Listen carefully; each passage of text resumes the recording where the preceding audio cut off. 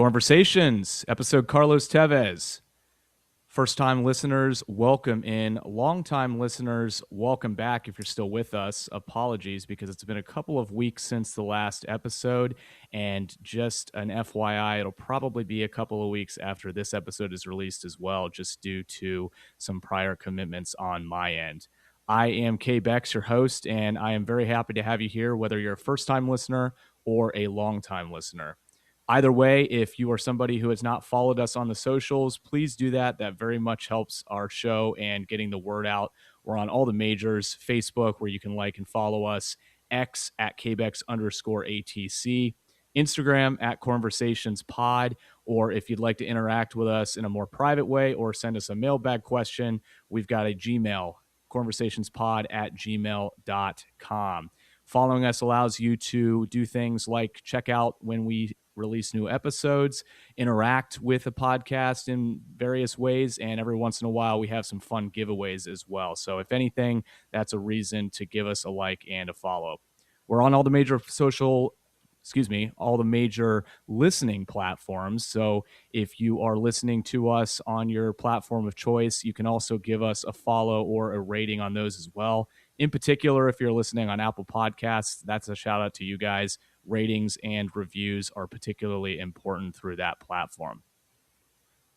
Since it's been a couple of weeks, there has been a lot going on in the sports world, but I've been really looking forward to this episode because we are going to focus entirely on the upcoming World Cup, which is something that I've been excited about since FIFA announced in 2018 that the United States would joint host this tournament with Mexico and Canada. So this has been a long time coming, and I would be doing a disservice to myself, the podcast, and you guys, the listeners, if I did not dedicate at least a little bit of time to the World Cup as we embark upon the world's greatest tournament.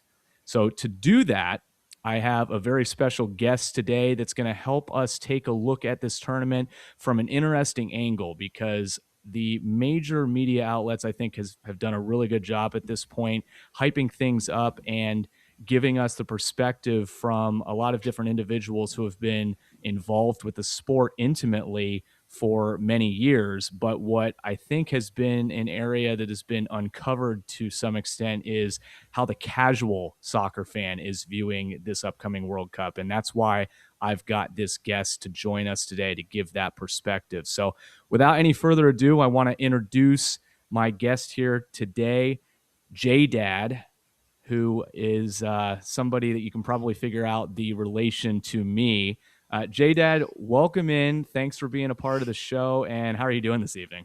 I'm doing great. Thank you. It's great to be here on Cornversations. Absolutely. Well, I appreciate you dedicating some time to having this discussion today. So I know we've done this offline a bunch, but I wanted to do this in a fashion that other people have an opportunity to listen, because I think it's really interesting to look at how a self-proclaimed casual soccer fan, and please correct me if you've become anything other than that at this point, but I would venture to say that has not changed in large part, and how the casual soccer fan views this upcoming World Cup. In particular, the real interest, because Fox Sports would have you believe that everybody and their brother is looking forward to watching all 100 plus games of the tournament. But from somebody's perspective that may not have really known the difference between Roberto Baggio and Craig Biggio in 1994, what is your take on the real interest of this World Cup? Are you wildly excited, or are you casually interested more so in the United States performances in particular? So, well, there's a little bit of both, because, and that's a really great question, because I look at it and it's here. It's the first time, that I've ever been on the planet that it's been here. But it's like, to me, it's like the Olympics. It happens every 4 years. Yes, I'm really interested in how this U.S. men's team is going to do, but I can also watch great soccer. And so I think that the best comparison I have is the Olympics. It's like watching the Olympics, and you look forward to it. I look forward to the Olympics. Um, each time either a winter or summer games is on, and I actually prefer when they focus on the great performances rather than necessarily trying to cater to a U.S. audience. It always bothers me. It bothered me for years when in the old days, NBC would only show the performances of the U.S. athletes, and you really wanted to see, other than here's how old I am, here's how old JDad is. We wanted to see Nadia Comaneci, and they did in those cases show them, but in a lot of other cases, you didn't really see the performances of non-Americans. So there's a little bit of both, and again, that's the best comparison that I can provide about how I feel about it. It's like the Olympics. So let's go. Let's take a look. Will I tune into some other? I probably will tune into some matches other than the U.S. match, but I am mostly interested in the group stage at this point, how the U.S. men's team is going to do. Beyond that, well, you're going to ask. I guess you'll ask that question later. Do I think they'll get out of the group stage? But we'll start with that. Okay, I thought you were actually going to go a different direction there in terms of what I was going to ask, because I'm going to ask it now, which is that when the U.S., if the U.S., but let's assume it's that when the U.S. is no longer playing in this World Cup, are you going to be interested in continuing to follow the action and see who ultimately hoists the cup if it does not happen to be the hosts? I think I will. I actually do think I will because I've watched enough now. I, you know, 15, 20 years ago, I might not have. Of course, in 1994, it caught us all by surprise anyway. We really didn't expect, we weren't really paying attention. But I think I will. I think I will.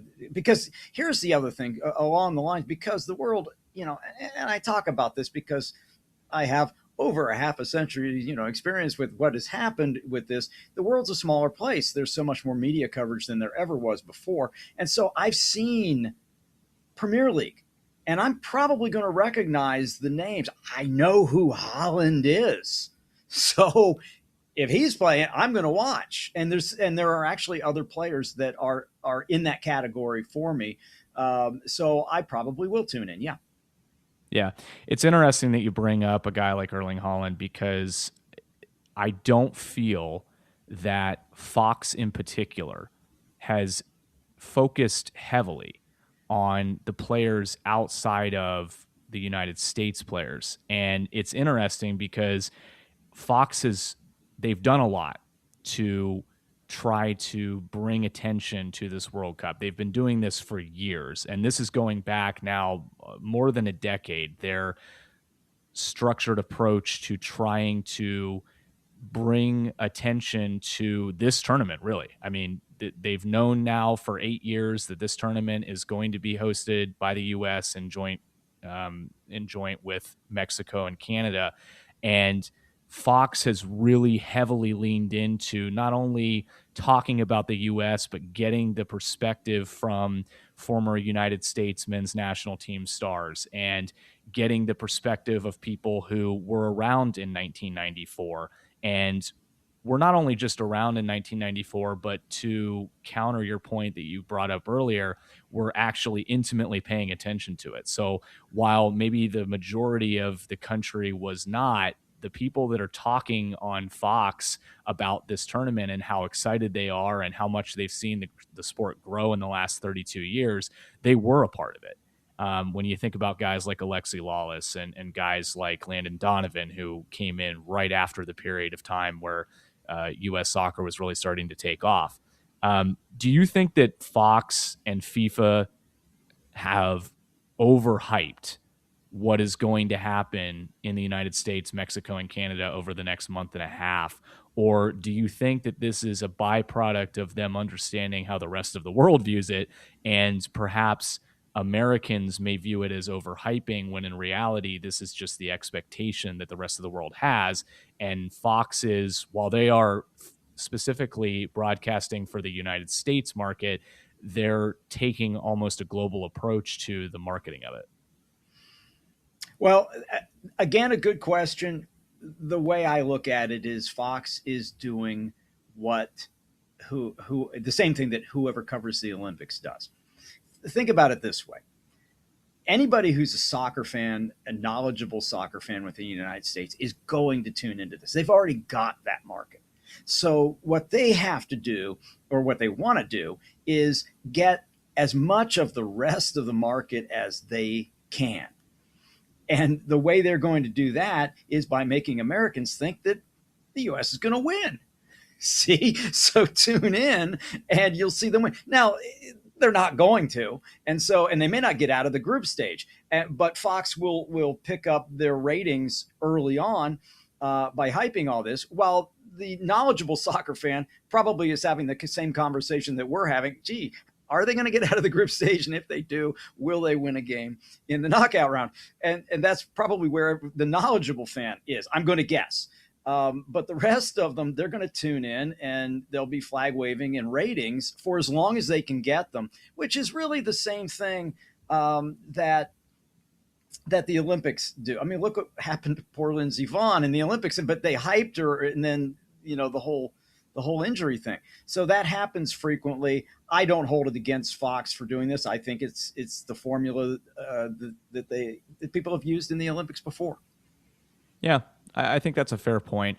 Let me then shift the question a little bit. Then you don't blame Fox, and I think that there's some validity to that. But do you place a little bit of blame on FIFA for seemingly taking advantage of a situation that exists here with this market in terms of the ability to capitalize on what they have already seen is possible in the US? Some parallels I want to bring up before you answer that question. When the US last hosted in 1994, obviously soccer was not really a thing in the United States. It wasn't something that people were even getting hyped about. They couldn't even hype it if they wanted to in 1994. However, the overall attendance and the average attendance per game at the 1994 World Cup still stands as a record as of the 2022 World Cup. They got around 3.5 million fans to attend, and that roughly breaks down to about 68,000 fans per match. I think that FIFA looked at the potential now because of the way that soccer has progressed in the United States and the way that the United States market works as far as economics are concerned. And they said, well, this is a no-brainer. We're going to make this the most financially successful for us tournament that we've ever hosted. And what we've gotten now is a situation where there's lots of chatter about how much these tickets are costing. There's lots of chatter about things like public transit that's starting to cost more to get people to matches. And that's not only affecting just the people that are participating and wanting to go to these matches. It's also just affecting the people who are living in those areas. And it's interesting. You've heard, I think, as much about the negativity related to what FIFA is doing in terms of attendance with this World Cup as you have about the tournament itself. So, any blame there that you would place on FIFA, or do you think that this is just an opportunistic market that anybody would take advantage of if they could? Well, I think they would take advantage. And let me compare it to the NFL wants to get outside the United States. They continually they want to send games to London. They want to send games other places. FIFA, if I were FIFA and I recalled what happened in 1994, Americans, look, we're the richest country in the world. We have the most sports fans of any country in the world. And so FIFA is in a no-lose position here. They can jack the prices up. And if it doesn't work, they'll just say, Americans, they're not ready for soccer yet. But then again, there's this other side. If they get surprised like they did in 1994, they've just set a new bar for how much they can get if they can get rich American sports audiences to do this. So why wouldn't you do this? They're going to, they can't lose. They'll just blame it on the fact that America's not ready. But I think they're just trying to, set a new bar for a price point because that's good for their sport. Is it good for their sport, though? Do you I, think that there is any? yeah, it's good for their sport. Do you think? What would you say to somebody who countered and said part of the allure of the World Cup is that you give an opportunity for the fans of the World's game to attend the World's game? And in the situation that we have right now, in a lot of cases, there are arguments that you're pricing out a lot of those fans. Look, I I'm not going to a game. Okay, so from my standpoint as a fan, because am I concerned about the prices? Not really. It's covered in so many other ways. I'll hear backstory. Okay, in 1969, your grandfather found some tickets for the Ohio State Buckeyes against TCU. They won 63 to nothing. I sat on the 50. I was 7 years old. I walked in, I sat near the 50-yard line, and I thought that's how you did it. And I haven't been near those seats in Ohio Stadium during a Buckeye game the rest of my life. So it's just kind of the way that it is. I would say to the younger generation, if you got into soccer because it was great because you could walk in and tickets were cheap and you could have it, do something else now, because it's probably it's part of the story. It's arriving. It's the same thing that would happen to you if you were in the UK trying to get tickets for your team that's now in the Premier League. I mean, you would have to pay a lot of money for that. Or if you're a Packers fan and you want to keep buying those tickets year after year, it's going to cost you a lot of money. And that's the way life is. So I think with soccer in the United States, I think there was a start maybe 30 years ago and said, hey, these games don't cost a lot of money. Let's go in. But this is World Cup. This is FIFA. Yeah. And I think that there is something to be said too for what you're talking about when you compare it to other sports that have a mature market for the product. To your point, an NFL game is going to cost you about as much as a number of these matches for the World Cup will cost.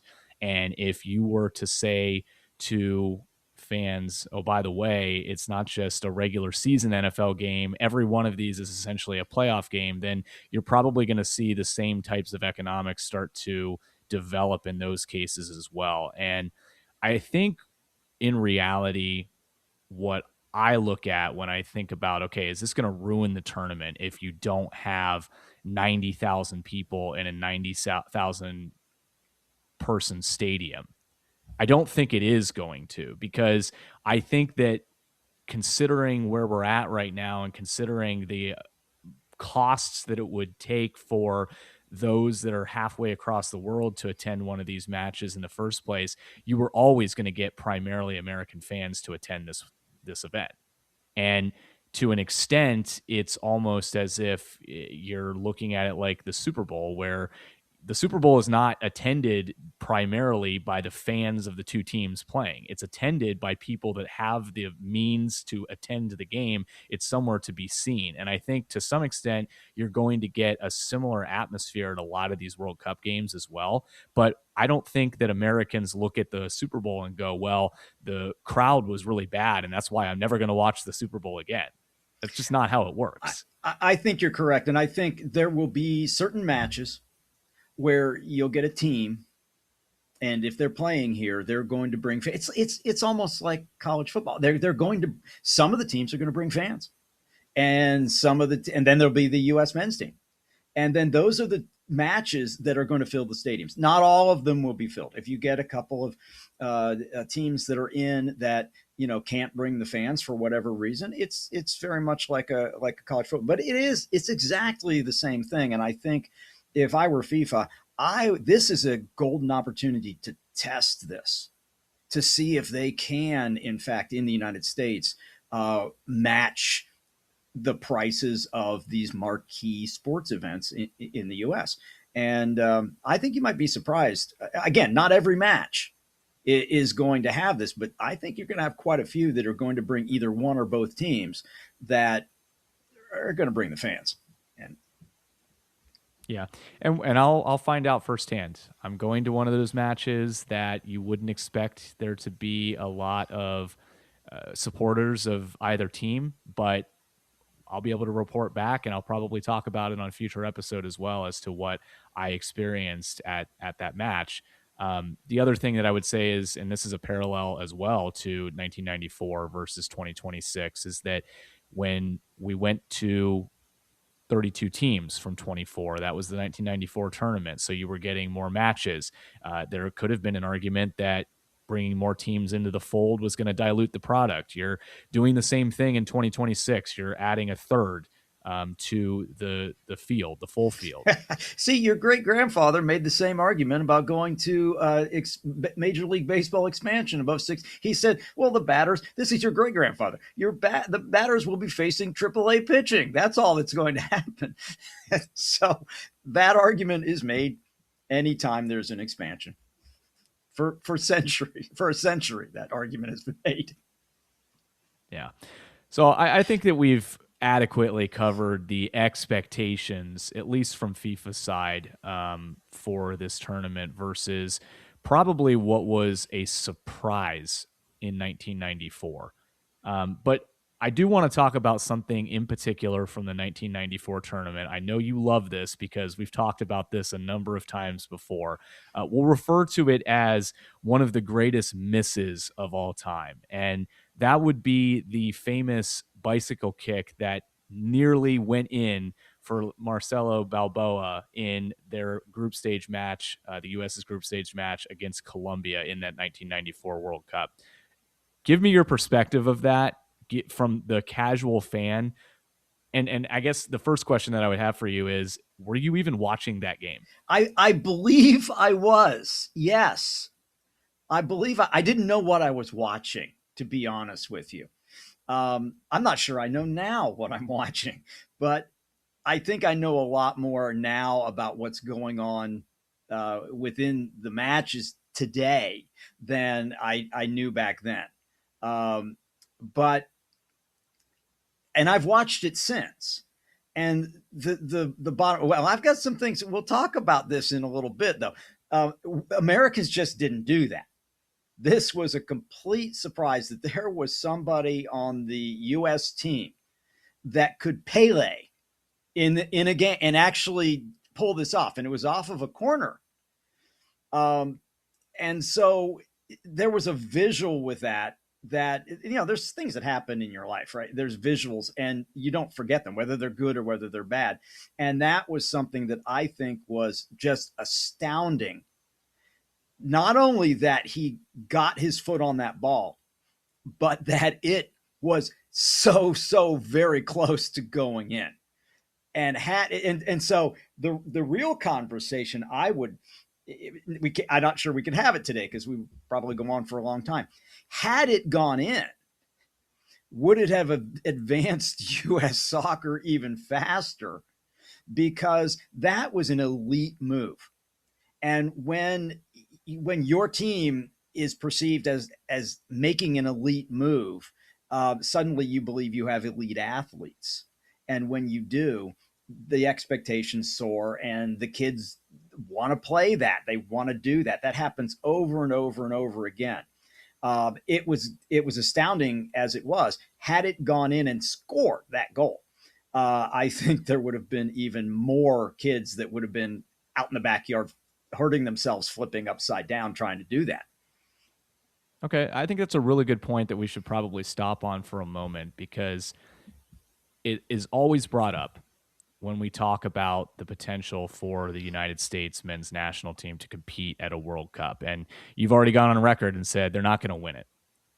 What needs to change from the perspective of a casual fan for the U.S. to truly be able to compete with the top level squads in the rest of the world?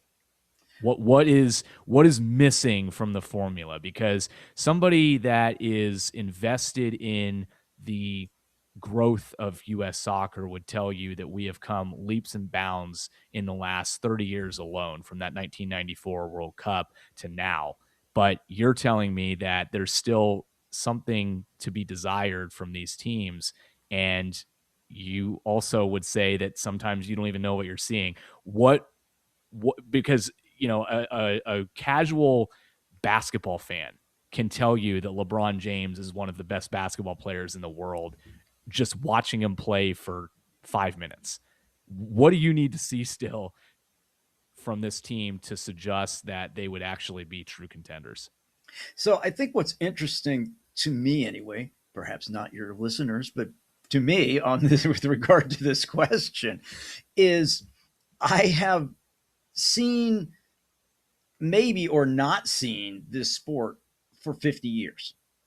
And so on the one hand, I would recognize what you have just established, that we have come leaps and bounds. It has been tremendous progress, even more than I think people in your generation know. And I'm gonna digress here for just a second to give you a little bit of background. This sport, from my perspective, the casual perspective, in my mind, I have history with it that goes back to the 1970s, or should I say, history of not knowing about the sport. And this is the way that we were. You have to understand what was going on as far back as the 1960s and 1970s in this country, because 94 was kind of amazing to us. Um, here's a couple of examples. I have to give you these examples. I'll try to do it quickly. In gym class in high school, when we were taught soccer, well, not really. Literally, this is what happened.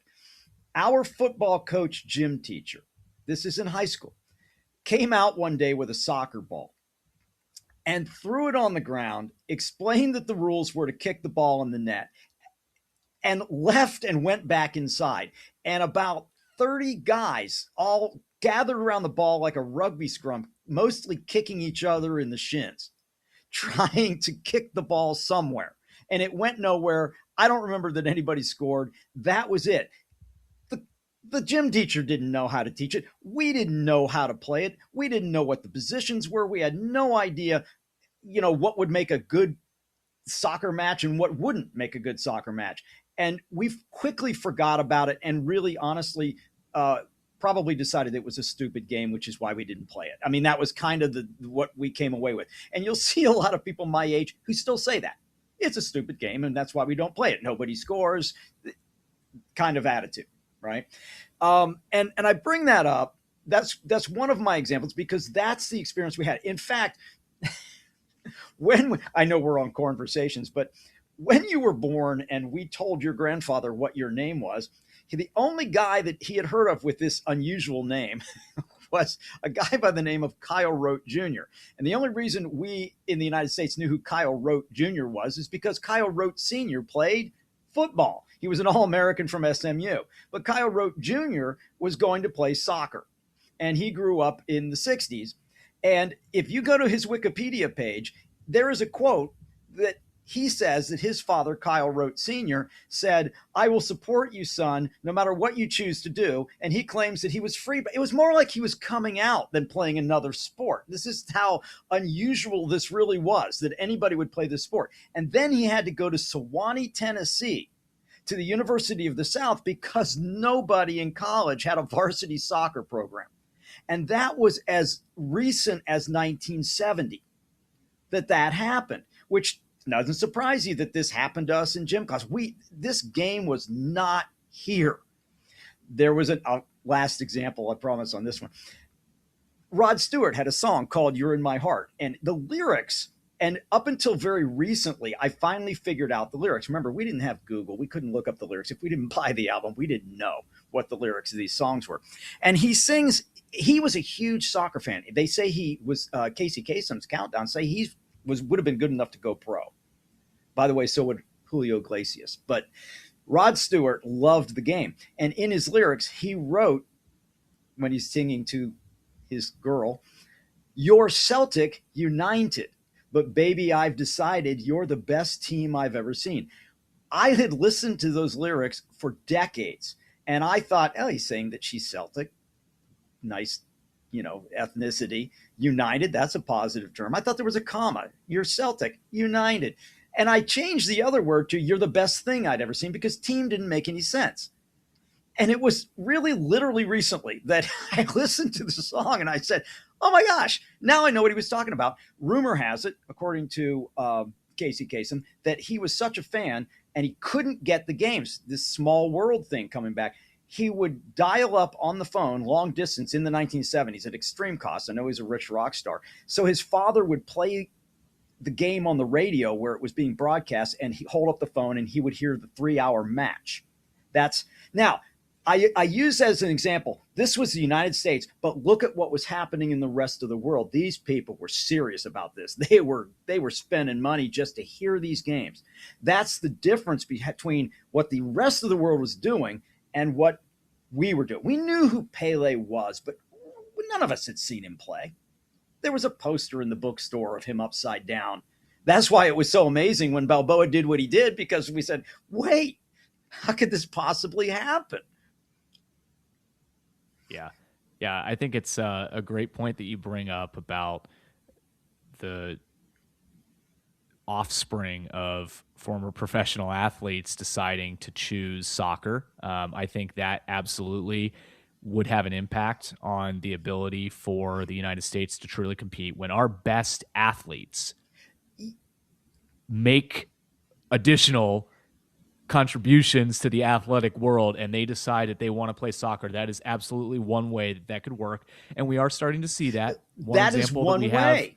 I agree with it. Now, and something else happened, by the way. You talk about visual things.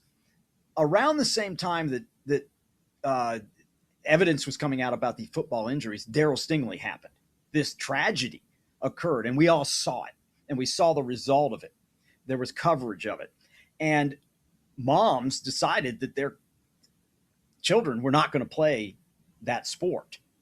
And so that's really one of the things, the medical and the healthcare information and things like the Darryl Stingley incident created the soccer mom. And the soccer mom said, you're going to play this sport. And so a generation began to take interest. And that was a little bit after my childhood that this happened. And so, again, we're comparing what was going on in the rest of the world with the sport and what was going on here in the United States. We're late to the game. We're a late start. And we always think, in America, that we can just jump right in and do everything. But this is a sport where it has been played at the highest level. You don't just jump in at the highest level. So when you talk about the 94 team, this is what's interesting to me about the sport. They learned, and what the 94 team did, and it's true, I will apologize. I'm a casual fan, but this is what I saw. The 94 team played defense. Defense. We didn't see a lot of offense from the 94 team. And if you look at the matches, Switzerland, it was 2 penalty kicks, 1-1, right? And you're not supposed to be able to get out of the group stage, are you? By playing defense. You've got to score somewhere along the line, or else you're just going to end up with a bunch of ties or close losses. But what happened in 94 that was special, not if you're Colombian. If you're Colombian, this was unbelievable. The United States, well, first of all, Colombians scored an own goal, right? So that was one of them. Balboa's missed. That was stunning to them. But what really happened was Ernie Stewart scored a goal. It was chaotic if you watch the film, but a legit goal. But I want to make a point about the 94 team. They're playing defense. Balboa, his parents were Argentinian immigrants. So his father knew how to play that game and how to teach him. And guess what? Ernie Stewart, son of a U.S. Air Force, grew up in the Netherlands. Mother was Dutch. So his mom knew how to play the sport. His dad may not have known, right? So there's the two people who did those offensive things in that 1994 game with Colombia were not products of the United States sports scene. They were products really of Argentinian parents and a Dutch upbringing where they had played elsewhere. So that's the big deal with 94 and what needs to happen. If you want to get to the summit of this sport, you've got to have offense. You've got to be able to score. You can't just hang back and play defense. That works in Little League. It works in high school. You had a coach one time who gave his own son to stay back as fullback and just kick the ball away. Guys could go into the office and say, our team, my son's team hasn't lost all year. Yeah, they haven't won either because they're not scoring any. And so so long answer to the question, what has to happen? What has to happen is the United States has to be able to score in this game. And it has, look, I'm a Landon Donovan fan. I hoped, right? I'm a Pulisic fan. I'm really hoping. But I can see three paths that could make this happen. And all of them involve money. Number one, because of the fact that the world is a smaller place and we're no longer sitting around trying to figure out Rod Stewart lyrics because we don't understand what's going on, kids in this country may follow the money of the Premier League, and they may want to do that. You could do that, but you're going to have to do that. You're going to have to, at this point, go there and be solid, be a solid performer week in, week out in the Premier League. So it could happen that over the coming years, and maybe it's this year. Look, if it happens this year, it's miracle on ice. If Pulisic can find the back of the net, and maybe he can. He's played in the Premier League. He scored 20 goals. Admittedly, over 5 years. I don't want to take anything away from the guy. You know, Holland's 27 this year, right? See, I read. But you're not giving enough credit to a guy like Pulisic who's doing good things in another solid correct European league. So I hope he's the guy. I hope he's the one. So that's one of the paths, is that there is a money path. It's not this is not like Kyle Rote Jr., where there's no place to go. We don't play it. There is a place to go. You can play it, and you could go to the best leagues in the world, and the money, and you could be well paid if you had that skill. So that's one of the paths. Another path is that some way, somehow, the United States produces the next Erling Haaland. Okay, it's just, here's a guy that's so good. It could happen, right? It could happen. But again, the money is there. The third and least likely way that I see is that the cities and towns, the cities in the United States are willing to squander, let's say, $250 million on a guy just because he can kick a ball around. Never mind what that's referring to. You all know, right? So Cleveland, let's say, gets a soccer team and $250 million. We want this guy. I don't know that the money is here in the professional soccer leagues, but I think it is elsewhere. And I think it is easy enough for players to be international with regard to their teams that they could also then come back and play for their national team. And maybe he is the guy. Maybe it's because, Donovan, we hoped he played a little. He got picked up, I think, didn't he, by a Premier League team, but he didn't play much. And then Pulisic has.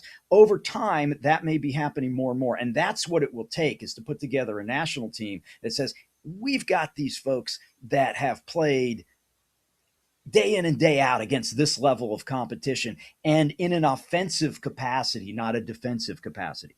That's what has to happen. Has it happened yet? Gosh, I hope so. I'm going to be rooting for it. He's the best we've ever seen on a U.S. national team. Well, I think collectively, this is the best that we've ever seen from a team. And it does intertwine some of those things that you're talking about in terms of, can you get players that grew up playing the game because they grew up elsewhere? I mean, we have guys like that. Anthony Robinson, Serginho Dest, guys like that grew up over in Europe. They played over in Europe. They play over in Europe now. And they have chosen to play for the United States national team. So there is that's already starting to happen. In terms of the money, that's a more complicated one, because I would submit to you that the money doesn't necessarily need to come at the tail end of the equation. You need to have the money up front but in a way that is distributed equitably. Because what you have right now, and it's still happening, and I think there are a lot of people, whether you're a casual soccer fan in the US or you're somebody who is intimately involved in it, they would agree that soccer in the United States still suffers from mostly being a country club sport. It is an expensive sport to play here, and there is no reason why it needs to be an expensive sport to play here, because every country in the world plays it, and we are the most wealthy country in the world. So we are applying a system to some extent to soccer that is in, inhibiting the ability to get some of the athletes that may otherwise choose soccer over something like a basketball or a football. And this is a tired argument that, hey, if we just got the guys who wanted it, who used this sport as a way out versus using football or basketball as a way out, then we would have a team. I don't think it's as simple as just that, but it is a component of this. There was a long form interview that I was listening to just the other day, and I'm going to plug this guy's book for a second because I'm really looking forward to buying it and reading it. It's by Leander Sherlockins. The book name is The Long Game, U.S. Men's Soccer, and it's Savage 4-Decade Journey to the Top or Thereabouts. And I feel like he's the kind of guy that you would like to sit down and talk to because he has a little bit of humor in this. He's basically accepting and acknowledging the fact that they're not there yet, but they have come such a long way. And one of the things that he brought up in this long form interview that I was listening to was that when we think about the youth academies and the ability to train properly the youth in this country versus what other countries are doing, we're still a pretty far ways behind. And he brought up a good point that I hadn't really considered, which was in Madrid, which is a city roughly the size of Dallas or, greater Dallas area.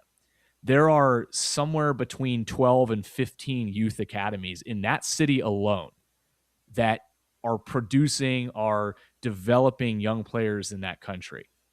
Dallas has one academy that filters into FC Dallas, and actually that academy is generally regarded as one of the more successful academies that this country has. They have one in the area the size of Madrid. Madrid has 15.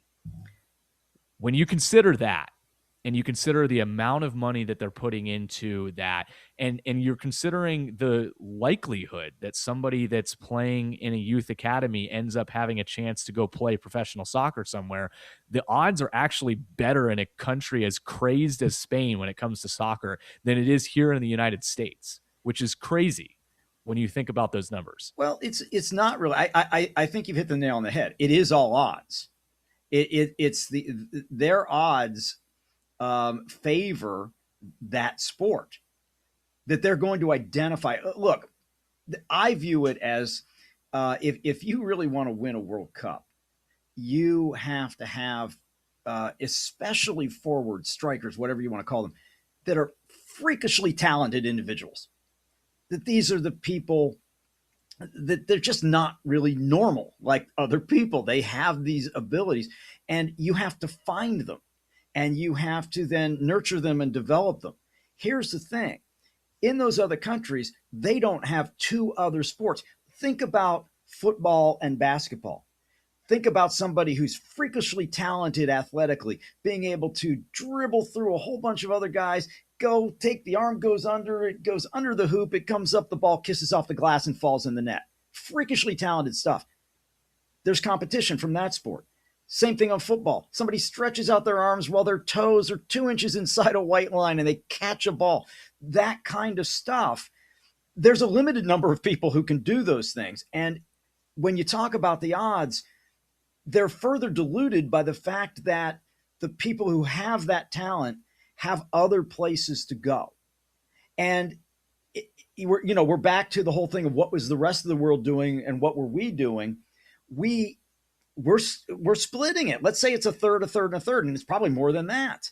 So we're already cutting ourselves down to a certain percentage who would be willing to pursue this sport, and then saying, okay, let's find the freakishly talented people that we would need. And that's why I'm saying that to me, it might be a better opportunity than all of this being done in the United States, is if, as long as the path is open to go play elsewhere, that might still happen. But remember, we're cutting ours into a smaller percentage to begin with, and therefore our odds are diminished. And that's why I think it's taking longer than a lot of people would like to see for it to happen. Um, but I think it will happen. I think because of the fact that the world's gotten smaller and there's so much more information and there's so much more media covering all of this, that it's making inroads. And eventually they're going to get a larger and larger percentage of these freakishly talented athletes that are going to be doing this, and some of them are going to be Americans. But that's what it's going to take. You're not going to scale the summit by laying back and kicking the ball away and hoping, because remember what happened in '94 in knockout round, and it's 1-0 Brazil. They only needed a goal in order to do it. So you're going to have to play both sides, and it's the scoring and the offensive side in that particular sport that is so very difficult. But I think it will come. Is it there now? I don't think it is. I don't think it is. Maybe it is. I hope it is. I'm going to be cheering for this to happen. I'd love to see him win a game. I'd love to see him win in the knockout round. Let's start with that. Yeah, let's talk about that.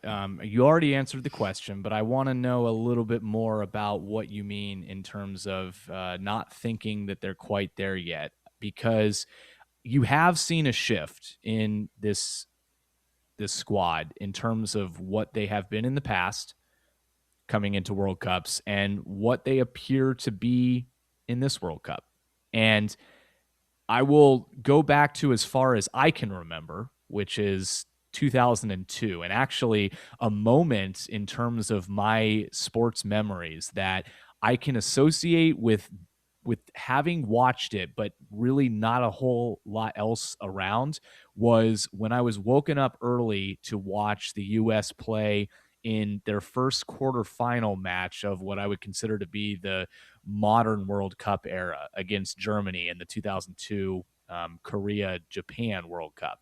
And comparing that team and then comparing the teams in 2006 and 2010, 2014, that really were reliant largely on playing the game that you're talking about, a defensive strategy where we needed goalies to be some of the best players on the team and stand on their head in order to get themselves out of group stages and even get a chance to play in a group or in a knockout stage round. You've seen a little bit of a shift now, I think.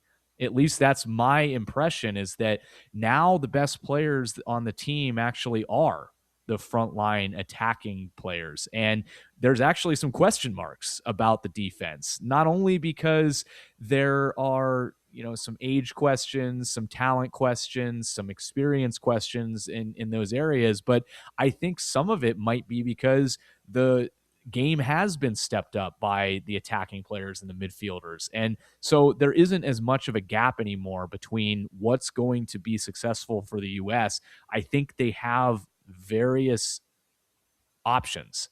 Now, I'm not saying that they're at the level of some of the real contenders. I'm not picking them to win this World Cup either. But I do think that they've gotten a lot closer to where they probably should be at this point in 2026. So detail that a little bit more for me. Where do you think they should be? And maybe you can just give an anecdote about where you think that this type of country should be finishing in a World Cup given the last 30 years of growth. Well, I agree with you. They are a far more balanced team. I didn't really follow it, so I would be guessing if I said right after. First of all, '94 should not have even been. They shouldn't have advanced. Let's just say they shouldn't have. So if the expectations were, oh, in '94 we've arrived, we're going to advance every year, it was really not true. They had to get more balanced. I think I'm guessing that maybe they tried to, and then they said, oh my gosh, we're going to alienate people, and we better go back to playing on some defense again and work on this more slowly. I think they have done that. I think they have done that. I think they have a better chance today of winning a game beyond the group stage than they have ever had before. So I think they have moved in that direction. I just, and you know, looking at the sport and looking at the history and looking at where we were and having a 50-year perspective, I think they are where they should be. It's not about, hey, we're America, we're number one, so we're going to just beat everybody. You know, really, Dream Team basketball was only after we were already the best in the world. We went out and played the pros and beat everybody. I think we are where we should be. And in fact, if you think about it, if it takes you that long to get there, if it takes you 50 years to get there, you're going to realize then that might be something that's worth doing. Because if you can walk in and just gather a bunch of people and a bunch of money and win, maybe that sport isn't what you think it is. So the fact that you can at the club level. Okay, and we won't get into that too deeply, but you can assemble. With all apologies to the Indiana Hoosiers college football team, if you could just gather a bunch of guys and win it, then you start to say, hey, is this is this really a top sport? But I think it is a top sport, and I think it's a question of getting to the summit. I think that the U.S. should be getting out of the group stage regularly now in a World Cup. I think they should be. And I think that they should be winning a game in the knockout round half the time, right? That's where I think they should be. Now, to get to the Final Four, the finals, I don't know that they're there yet. I'd love to see it that they are. I'd love to get surprised this year and see that they are. So that's where I think they are. And I think it's pretty much because the reason I say that is it has taken generations to get these people in place. You don't just grow these people. You don't just go grab them and say, hey, come off the street, go play soccer. It's been a process. So, that's where I think they should be. I think they should be getting out of the group stage. I think they should be winning, half the time in the first round of the knockout round. Does that change at all, knowing now that there's an extra knockout round compared to what it has been in the past when it was 32 teams? You were already in the round of 16 initially. So you're basically, I'm gonna use some liberty here and assume that you mean getting into the quarterfinals, or what used to be the quarterfinals would be winning one game in the knockout rounds. Now you'd have to win 2 knockout round games to get to the quarterfinals. Tomato, yes. I mean, yeah. Look, are you one of the best dozen teams in the world? And I think the United States should be getting themselves to where they are regularly one of the best.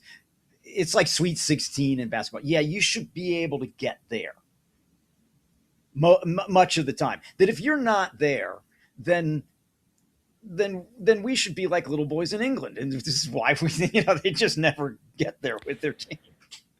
What's interesting about this, and I will say it's one of the hardest things when I try to talk to people who maybe aren't into soccer or maybe are trying to get into soccer but aren't quite sold yet, is trying to explain to them that it is still worth watching, including national teams, when you are not expected to win every time. I think especially in this country, that is a very difficult thing to try to sell someone on, because every other sport that we watch here, we are the best at.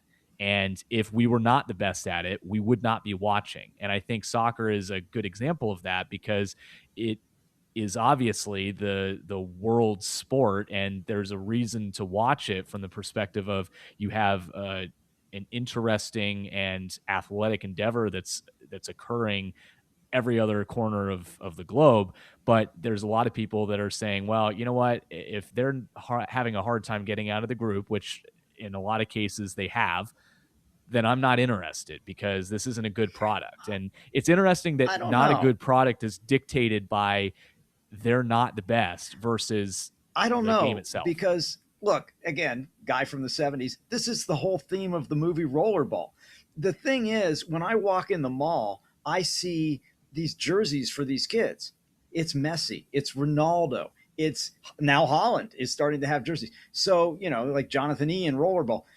I don't think there's any, I don't think there's a FIFA that's saying, you cannot be bigger than the game. So I think that people who do watch do know who these players are. We had no idea. We didn't even know who the teams were.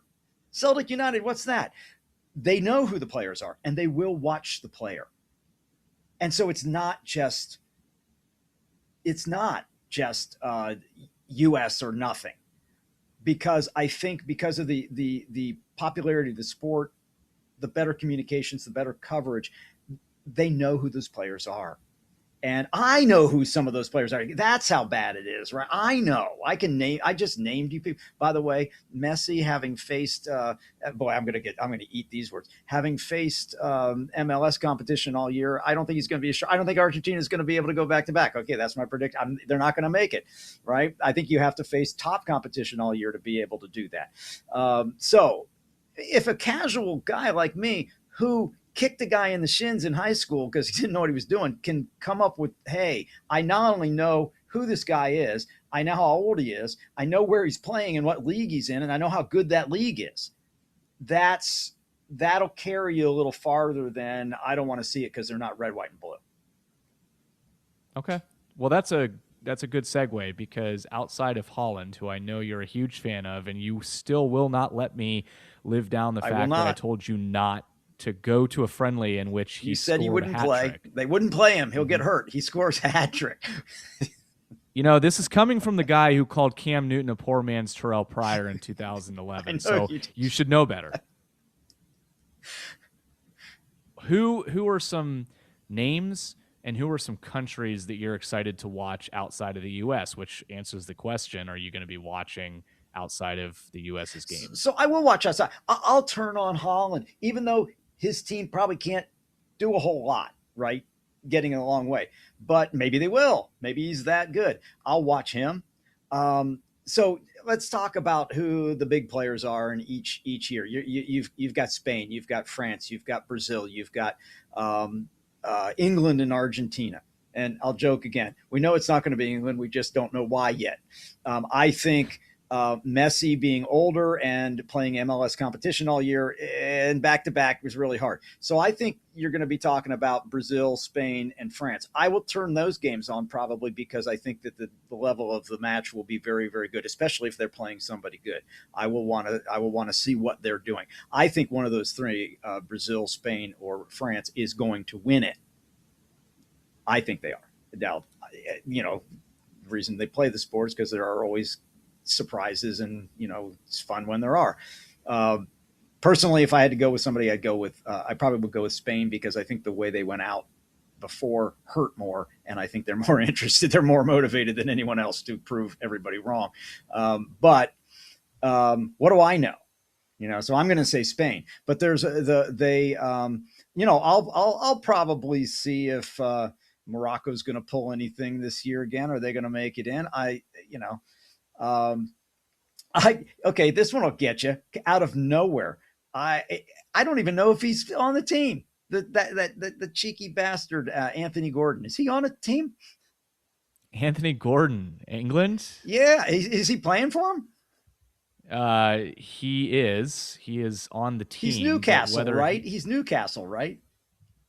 He is, and so he's this guy that can light it up once in a while if he's given the right opportunity. So I might watch him. I might turn that on and say, hey, I'm tired of watching Harry Kane, frankly. So I'd rather see somebody come along and say, hey, are they going to do something else besides feed the ball to Harry Kane? I don't know.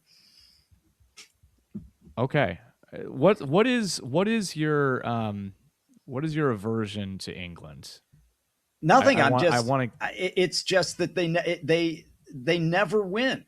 They always have an excuse. They never win it. And they always think they should. You talk about the American fan. Oh, these guys, they think they ought to win it every time, and they never do. Who would you compare as a fan base England's supporters group to, as far as a United States fan base? I have an answer in my head. I want to know if you are going to choose the same. In what sport? It can be any sport, but I have a particular one that I would choose. That think that it's a college team that think they should win no matter what. Is it like Notre Dame? I think they Yeah, should there you go. probably. Okay, They think they should win no matter what they did before. we're on the same page. Okay, That is the name I was thinking of. So yeah, I think they have a you're right. They right. have a divine right to win somehow. It's coming home.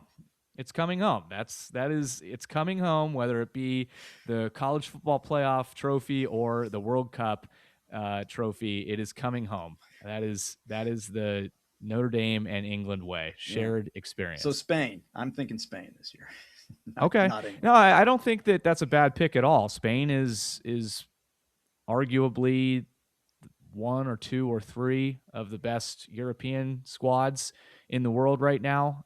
They won the Euros in 2024. They would be able to do something that they last did, which is in succession win the Euros and the World Cup in back to back sequences, which is a huge accomplishment.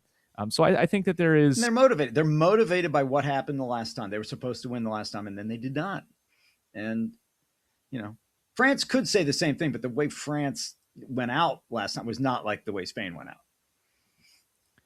I I think in France's case, because I would argue they are the favorite. They may be the betting favorite. I'm not really sure at this point, but France is so stacked that you could take the guys who did not make their roster, create a second France, a France B, and they would likely be favored to make it out of their group.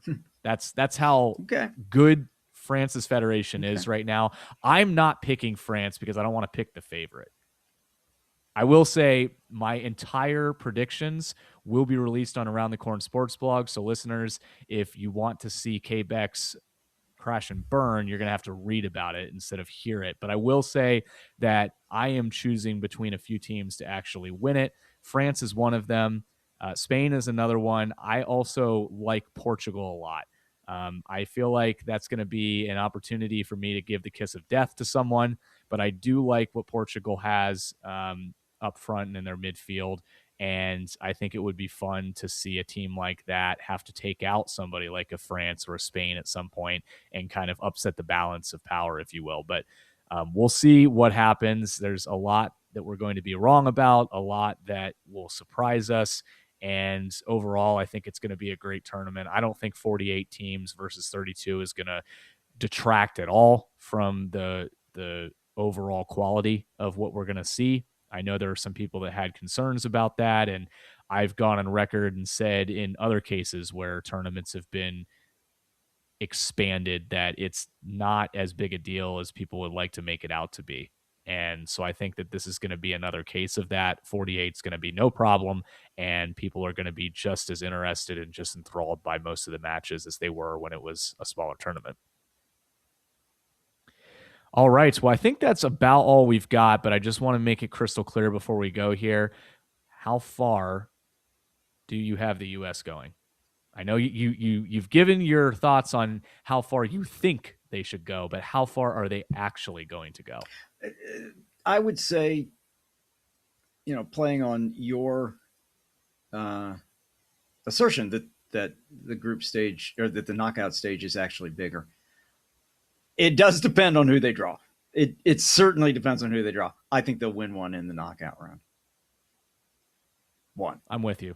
I think that they're going to win one. I'd love to see them win two. I think they're capable of winning two. Unless they're drawing. But it's all depends on that draw. It so depends on the draw. I will say they could be battered and beaten coming out of the group stage. I know that Paraguay is not a team that a lot of people look at and expect much from, but they're going to play scrappy in that first match, and the U.S. is going to find out really quickly what they have with this team, because Paraguay is not going to give up anything easy, and then Australia is going to be pretty Loctite defensively, so it's going to be tough. To your point about needing offense, you're going to need to put something forward in order to get a goal against Australia. Australia's the new U.S. They're playing that same game. You don't want two teams playing that. Somebody's going to have to score. Yeah. No, and I don't think you can afford a draw in that game if you're the U.S., because Turkey is a really strong team. In fact, if they need a result against Turkey to move on, for example, or feel good about moving on, I'm suddenly not feeling good because I think Turkey A is one of those teams that could really give the U.S. problems, if only because they are willing to press and they like to score. All right. Well, listeners out there, hopefully you appreciated this episode. Let us know in the comments who you think is going to win the World Cup. I know we're about a week away, so there's opportunities for you to change your pick on that. But in addition to that, let us know how you think the U.S. is going to do. And if you'd like to be part of the show in the future, again, reach out to us on any of the socials platforms as well as our mailbag, cornversationspod at gmail.com. JDad, any final comments before we part ways for this episode? I have said all that I can say. All right. Well, I appreciate your time, and hopefully we'll have you back on here in the future as well. I look forward to it. Absolutely. Well, listeners, thank you again for listening, and until next time, take it easy, Shuckers.